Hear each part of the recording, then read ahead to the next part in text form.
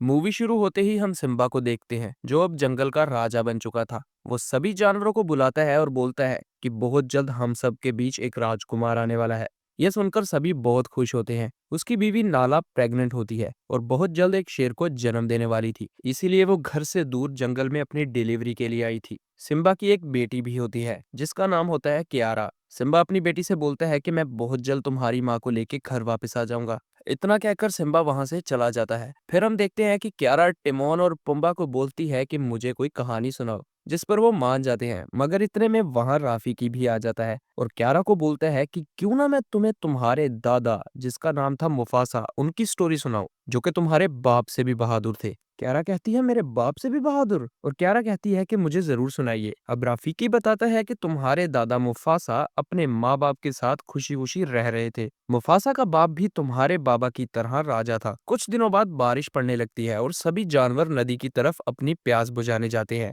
Mufasa भी खेलते खेलते उस नदी में पहुंच जाता है। पानी का लेवल अभी तो बहुत ज्यादा कम होता है, मगर जैसे जैसे वक्त गुजरता है पानी का लेवल बढ़ने लगता है और मुफासा भी डूबने लगता है। उसको इस हालत में देखकर उसका बाप भी पानी में छलांग लगा देता है, मगर पानी का लेवल बड़ी तेजी से बढ़ रहा था। इस सब के बावजूद भी उसका बाप उसे एक पत्थरों से बनी चट्टान पे छोड़ देता है। मगर वो अपनी माँ के पास आता कि तभी वो चट्टान टूटकर बिखर जाती है और मुफासा भी उन पत्थरों के साथ पानी में बह जाता है। इस हादसे को हुए 4 दिन बीत जाते हैं और मुफासा एक लकड़ी के ऊपर तैरता हुआ एक शेर से मिलता है जो कि उसी की उम्र का था। उसका नाम होता है टाका। टाका मुफासा से कहता है कि जहां तुम तैर रहे हो वहां पर खूंखार मगरमच्छ है। ये सुन के सिम्बा डर जाता है और किनारे पर आने की कोशिश करता है। वो किनारे पर आकर ऊपर चढ़ने की कोशिश करता है मगर नाकाम हो जाता है। मगरमच्छ भी उसकी तरफ तेजी से बढ़ रहे थे कि इतने में टाका की माँ आकर उन मगरमच्छों को डराकर भगा देती है और टाका को बोलती है कि तुमने अजनबियों को मुंह क्यों लगाया। दरअसल टाका ओबासी कबीले का रहने वाला होता है। उसका बाप ओबासी कबीले का राजा होता है। वो मुफासा को देखते ही टाका को डांटना शुरू कर देते हैं कि तुमने किसी आवारा को क्यों मुंह लगाया, जिस पर मुफासा बोलता है कि मैं कोई आवारा नहीं बल्कि मैं खो गया हूँ। टाका मुफासा को अपने साथ रखने की जिद करता है मगर उसका बाप उसे चुप करवा देता है। मगर टाका की माँ बोलती है कि इसे हम छोटे लोगों के साथ भी तो रख सकते हैं ना। मगर राजा कहता है कि अगर इसने हमारे बच्चे टाका को रेस में हरा दिया तो ये यहाँ रह सकता है, जिस पर मुफासा फौरन से हाँ कह देता है। कुछ देर बाद रेस शुरू हो जाती है। मुफासा और टाका बड़ी तेजी से भागते हैं, लेकिन टाका का बाप मुफासा को टांग मार के गिरा देता है, जिससे वो रेस में पीछे रह जाता है। मुफासा ने काफी दिनों से कुछ भी नहीं खाया था, इसलिए मुफासा के जीतने का तो कोई चांस ही नहीं था। मगर इसके आखिर में टाका जानबूझकर पीछे रह जाता है, जिससे मुफासा रेस जीत जाता है। राजा बेदिली से मुफासा को रखने के लिए मान ही जाता है। फिर देखते ही देखते कई साल गुजर जाते हैं और वो दोनों काफी बड़े हो जाते हैं। टाका के बाप को मुफासा का टाका के साथ होना अच्छा नहीं लगता, इसीलिए उसने कभी भी मुफासा से अच्छी तरह बात नहीं की। एक दिन जब मुफासा और टाका की माँ दोनों शिकार पर जाते हैं तो उनपे दो सफेद शेर हमला कर देते हैं। ये शेर आम शेरों की निस्बत ज्यादा ताकतवर होते हैं। मुफासा और टाका की माँ दोनों मिलकर उनका सामना करते हैं।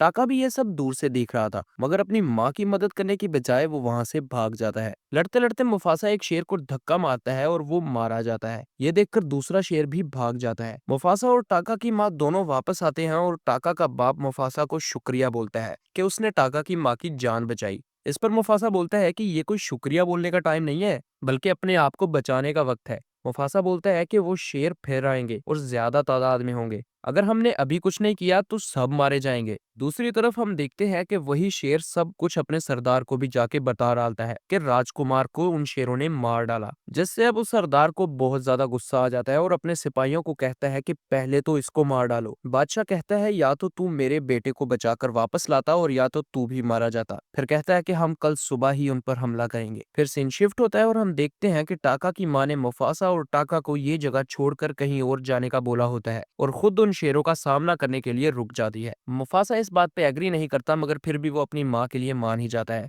कुछ देर बाद वहां पर वही शेर आ जाते हैं। वो टाका की माँ से मुफासा और टाका का पता पूछते हैं, मगर टाका की माँ ये बताने से मना कर देती है। इस पर वो सभी को ही मार डालते हैं। फिर उसे कहीं से पता चलता है कि मुफासा और टाका कहीं दूर जा रहे हैं, तो वो फौरन ही उनके पीछे निकल जाते हैं। मुफासा और टाका भी चलते चलते बहुत ज्यादा दूर आ चुके थे कि तभी उनको पता चलता है कि सफेद शेर यहाँ भी आ चुके हैं और वो भी उनका पीछा स्टार्ट कर देते हैं। भागते भागते वो एक पहाड़ के किनारे पर आ जाते हैं जहाँ नीचे पानी तो पीछे शेर थे। मुफासा को तैरना नहीं आता था, इसीलिए वो लड़ने का बोलता है, मगर टाका उसे धक्का मार के पानी में गिरा देता है वो जैसे ही सुकून की सांस लेते हैं कि पीछे से वो शेर भी पानी में कूद जाते हैं। मुफासा और टाका किसी तरह वहां से बचते बचाते निकल जाते हैं। फिर रात हो जाती है और मुफासा को किसी शेर की आहट सुनाई देती है। जब वो शेर बाहर आता है तो वो दोनों देख के हैरान हो जाते हैं कि ये तो कोई शेर नहीं है, जिसका नाम सराबी होता है। वो पूछते हैं कि तुम अकेली इस सुनसान जगह पर क्या कर रही हो, जिस पर वो कहती है कि मेरे माँ बाबा को सफेद शेरों ने मार डाला, मगर मैं भागने में कामयाब हो गई। मुफासा उसे अपने साथ जो हुआ वो भी बता देता है और सराबी भी उनके साथ चलने को मान जाती है। कुछ देर चलने के बाद उनको एक बंदर मिलता है। वो तीनों कई दिनों के भूखे होते हैं। वो बंदर को खाने ही वाले थे कि अचानक से वो बंदर कहता है कि मुझे पता है कि तुम किधर जा रहे हो, और कहता है कि अगर तुम मुझे खा लोगे तो तुम्हें कभी भी मंजिल नहीं मिलेगी। वो बंदर बहुत ही ज्यादा अक्लमंद था और उनको एक ऐसी जगह के बारे में बताता है जहाँ पर ना तो खाने की कमी थी, ना तो पानी की, और ना ही हरियाली की। वो कहता है कि मैं तुमको वहां ले जाऊंगा, जिस पर वो तीनों भी मान जाते हैं। टाका मुफासा को बोलता है कि मुझे शराबी पसंद आने लगी है, तू मुझे कोई तरीका तो बता जिससे मैं उसे अपनी दिल की बात बोलूं। मुफासा कहता है कि मैं भला तुमको क्या बता सकता हूँ यार, तो उसके पास जा और उसे सब कुछ बता दे। टाका इतनी हिम्मत नहीं जुटा पाता, जिसकी वजह से वो शराबी को सब बताने से रुक जाता है। फिर कुछ दिन और बीत जाते हैं और सर्दियां आ जाती हैं, मगर टाका ने अभी तक शराबी को अपने दिल की बात नहीं बताई थी कि तभी शराबी मुफासा को उसके दिल की बात कह देती है। शराबी कहती है कि मैं तुम्हें पसंद करती हूँ मुफासा। मुफासा कहता है कि मगर टाका तुम्हें पसंद करता है और मैं उसको किसी भी हालत में धोखा नहीं दे सकता। लेकिन शराबी ये मानने को तैयार ही नहीं थी। ये सब दूर खड़ा टाका भी सुन लेता है और इस चीज का उसे बहुत ज्यादा बुरा लगता है और वो ये सारी भड़ास निकालने के लिए सफेद शेरों के पास चला जाता है। वो शेरों के पास जाकर मुफासा का पता बता देता है और ये भी बता देता है कि वो कहाँ जा रहे हैं।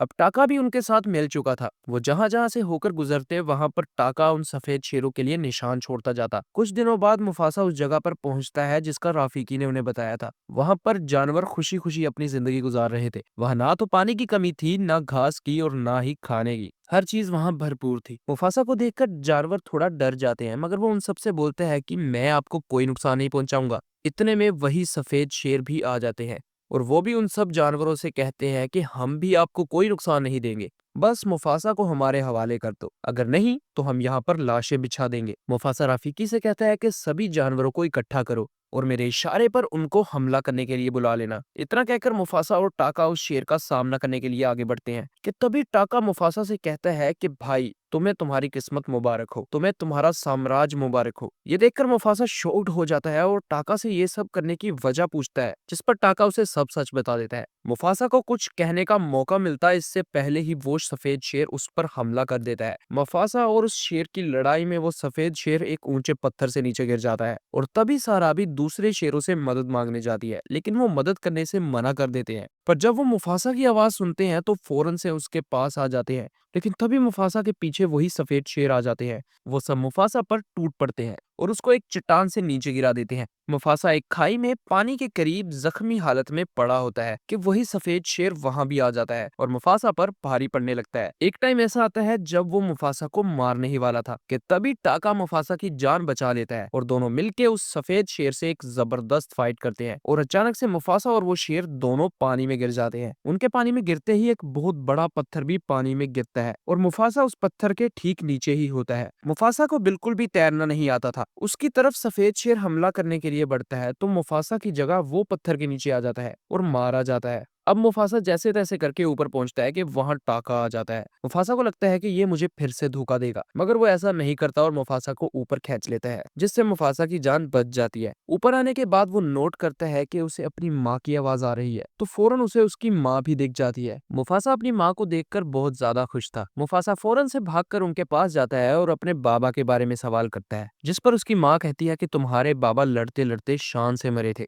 मुफासा ये सुनकर बहुत दुखी हो जाता है। सभी जानवर उसके इर्द गिर्द जमा हो जाते हैं और उसको अपना नया राजा मान लेते हैं। वो सराबी से शादी कर लेता है और टाका को कहता है कि आज के बाद मैं तुम्हारा नाम नहीं लूंगा। टाका कहता है कि चलो ठीक है, आज से मेरा नाम होगा स्कार। अब दोनों भाइयों के दिल में दरार आ चुकी थी और दोनों अलग हो गए थे। अब हम देखते हैं कि राफिकी ने नाला को सारी कहानी सुना दी थी और सिम्बा भी नाला को लेकर अपनी बेटी क्यारा के पास आ गया था। सिम्बा आते ही बोलता है कि ये देखो, तुम्हारा भाई इस दुनिया में आ गया है जो तुम्हारी रक्षा करेगा। दोस्तों, इसी हैप्पी एंडिंग के साथ ये ग्रेट मूवी खत्म हो जाती है। हाँ, एक और बात, थैंक्स फॉर योर टाइम।